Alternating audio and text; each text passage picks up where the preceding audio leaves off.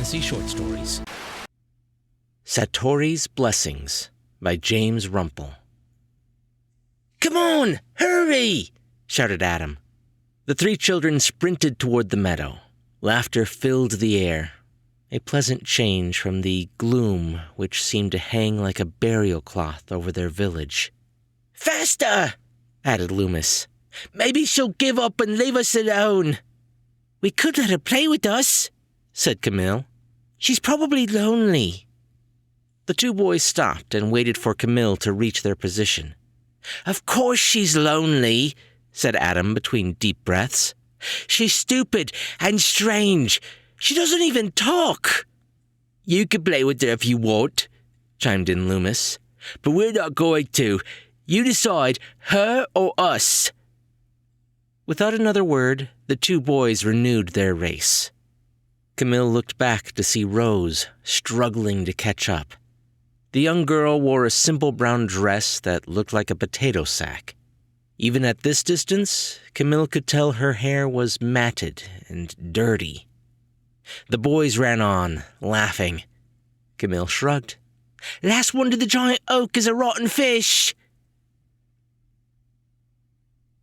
"Tag, you're it!" Instead of trying to return the tag, Adam stood motionless, looking over Loomis's shoulder. Loomis turned to see what had grabbed Adam's attention. He, too, froze. Camille peeked out from behind a tree, wondering why the two boys were mesmerized. A beautiful woman, the most beautiful anyone could ever imagine, stood before them. She was clothed in a gown of the purest white. Long, golden hair framed an angelic face. A ribbon of flowers, mostly daffodils and daisies, circled her head. The woman smiled, and the children couldn't help but smile back. "It is so wonderful to have so many children playing in my meadow," said the woman. "I know joy is rare in your village at this time. I wish to help." Camille was the first to speak. "Are you Satori?" "Yes, my child." The boys dropped to their knees. "There is no need for that," said the goddess. "Please stand. I only wish to give each of you a gift."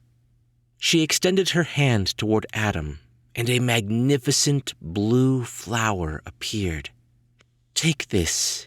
It is my blessing. Your village needs it. Use it well." Adam took the flower and held it carefully with two hands. Satori floated to Loomis and Camille, handing them identical flowers. "What are we supposed to do with them?"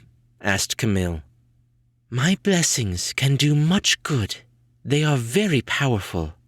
There are people in your village who need them. If you freely give my blessing to someone, they will be aided."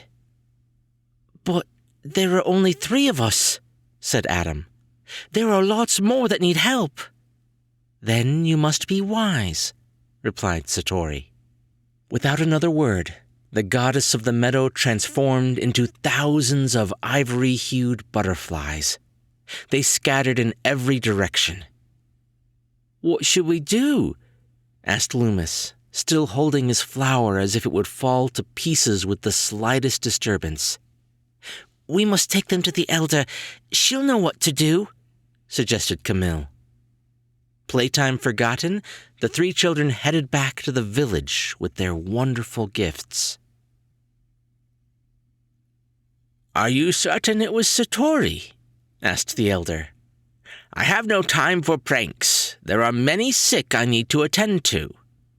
A group of about 20 adults surrounded the children as they met with the old woman.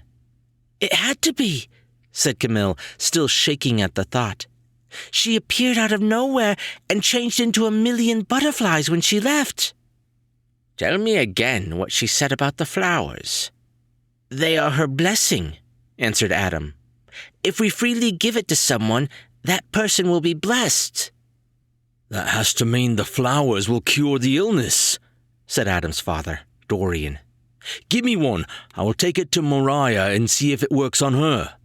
"Not so fast," shouted another villager. "Why should your wife be healed? There are many sick who need the blessing." "Wait!" called the elder. "We mustn't be hasty about this." "We can't waste time," shouted Dorian. "We have no idea how much longer the sick will live. The first to take ill was over a week ago. They haven't eaten or drank anything since they fell into never-ending sleep." "But we have only 3 blessings," said the elder. She turned to the children. "Was there anyone else with you in the meadow?" "Rose might have been," answered Camille. "She was following us, but we didn't see her when we were playing." "Perhaps she received a flower too." The elder turned to one of the women in the crowd. "Go find Rose. She's probably sitting by her parents' bed. She stays by their sides much of the time." "I'm sure she didn't get one," said Loomis. "Yeah, and if she did, she's so stupid she probably ate it or ripped it into pieces," said Adam. "Well, I'm not waiting," announced Dorian, stepping toward Adam. "My son was chosen to receive a blessing, and I know it's for Mariah." He snatched the flower from Adam's grasp. The second Dorian grabbed the flower, it wilted. He stared at the lifeless brown husk in his hand. "You fool!" shouted the elder. "What have you done? The blessing must be freely given. Everyone leave me and the children alone. Go back to your homes. Care for your ill. I'll let you know what we will do with the blessings once I decide." The mumbling crowd disbanded. A few villagers approached the elder with questions or suggestions, but her dagger-like stare stopped them in their tracks. Dorian walked away, head bowed, sobbing. Rose stared intently at her dirt-covered hands. "Rose," began the elder, bending down to try to look the child in the eyes. "Did you meet a woman in the meadow this morning?" After a moment, Rose gave an almost imperceptible nod. "Did she give you a flower?" Another nod. "Do you have it?" Rose shook her head. "Did you give it to your parents?" Again, no. "Where is it? What did you do with it?" Rose didn't respond. The elder started to grab Rose by the shoulder, but held back. "We need that flower." Rose shivered. Her only response was a tear that ran down her cheek. "I told you she was stupid," said Adam. "She lost it or something. Her and her family are just dumb farmers." The elder did not refrain from grabbing Adam, pinching his arms against his sides. "That is enough. Everyone in this village is important. I could blame you for losing your flower. You will not talk that way about anyone. Do you understand?" Adam broke free from her grip and took off running toward his home. Loomis began to follow his friend. "No, leave him," ordered the elder. "He needs time to think about everything that's happened. I shouldn't have yelled at him. He's worried about his mother. We're all worried." "Madam Elder," interrupted Camille, "I think my flower's beginning to wilt. There are small brown spots around the edges." Loomis inspected his plant. "Mine too." The elder shook her head. "We don't have much time. Camille, take Rose to her house and look for her flower. Loomis, go sound the bell. Get everyone back here. We need everyone to meet as soon as possible." The children set out as directed. "And be careful with your flowers," added the elder. The elder addressed the village. The crowd was much smaller than she had expected. Over half of the nearly 200 villagers had already taken ill. "I have decided. The blessings will go to Jasmine and Seth. They have the most knowledge of herbs and medicine. Maybe they can help find a cure. Camille, are you willing to give your flower to Jasmine?" "Yes, Madam Elder." Loomis will give his blessing to Seth if Camille's flower works." The old woman and the young girl walked to a large building adjacent to the town square. The building usually served as a meeting hall.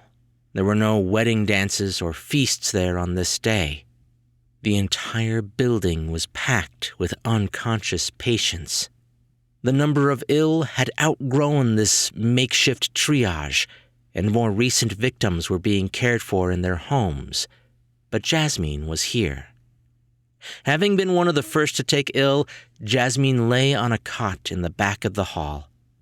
The elder was struck by how pale and thin the woman looked. The subtle movement of her chest was almost undetectable. "Here, I want you to have this," said Camille as she placed Satori's blessing in Jasmine's cold hands. A golden glow emanated from the flower. It expanded until Jasmine was enveloped by its warmth. Camille gasped. The crowd which had gathered at the door looked on in amazement. Then the light was gone. "Where am I?" called a weak voice from the bed. "What happened?" The elder smiled as she took Jasmine's hand. "We have much to tell you and much to do." 2 days later, Adam sat on a stump near the village square, a torrent of tears rolling down his face. "I'm sorry," said Jasmine as she stood over him. "Your father was hit by the illness this morning. We have laid him in your house by your mother. We're working on a medicine that might help." Adam ignored her. "I'll send someone to come and take you to them. I have work to do." Jasmine touched Adam on the shoulder before walking away. The boy remained seated, head buried in his hands. The other children had all gone to the meadow, as they did every day, hoping for another visit from Satori. When he opened his eyes, he saw a pair of skinny legs ending in small, worn shoes before him. "Oh, it's you," was all he said. Rose just stared, a large blotch of mud on her cheek. "I'm sorry," said Adam. "I shouldn't have picked on you. You're just worried about your parents, the same way I am about mine." He sniffled loudly. "I'm being punished for being mean. I know it. But you don't deserve to lose your parents. I'm so sorry." Rose reached out to take Adam's hand and tried to pull him to his feet. He resisted for a second, but then gave in. "What do you want?" he asked. She started to lead him toward the outskirts of the village, toward her home. "Where are you taking me?" They stopped in front of Rose's house. She pointed at a wooden bucket filled with water. "What about it?" She pointed again. Adam picked up the pail, and Rose began pulling him toward the woods. The narrow path quickly opened into a garden plot. A few rows of vegetables in need of much weeding grew nearby. Rose pulled Adam past the crops to the far end of the garden. "If you want me to water the plants, Adam froze. In the middle of a roughly hewed circle grew a large, healthy plant. Dozens of stems wound around a central stalk. Each stem ended in a blue blossom. Rose picked up a copper ladle and dipped it in Adam's pail. She took the water and dumped it on the plant. The moment the water touched the plant, 4 or 5 new stems emerged from the stalk and sprouted flowers. Adam dropped the bucket, not caring about the water that sloshed onto his shoes. He took a quick step towards the village and stopped. Turning back to Rose, he bent over and gave her a warm embrace. "Thank you," he shouted as he took off to tell the village that Rose had saved them all.